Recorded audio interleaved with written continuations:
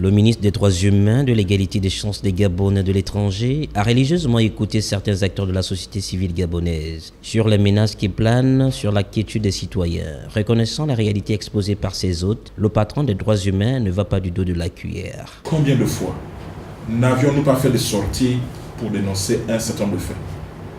Mais les gens sont beaucoup plus à même de suivre leurs instincts, même les plus ignobles, leurs desseins inavoués. Et il faut le dire, nous n'avons pas attendu que les choses s'enflamment pour réagir.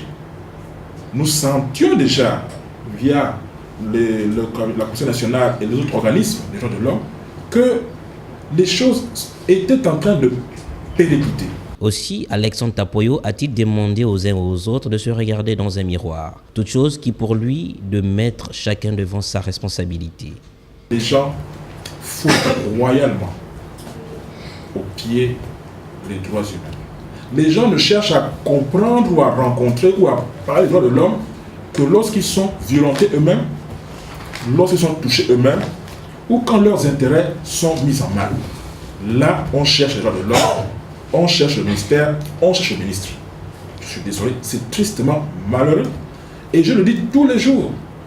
Les droits de l'homme, c'est au quotidien, matin, midi, soir, dans les maisons, dans les bureaux, dans les partis, dans où ce que vous voulez. Au ministre de faire savoir sa désolation quant aux valeurs culturelles et les droits humains foulés au sol par l'inconscience des uns et des autres. Il appelle à cultiver la paix et la crainte de Dieu devrait caractériser chaque individu.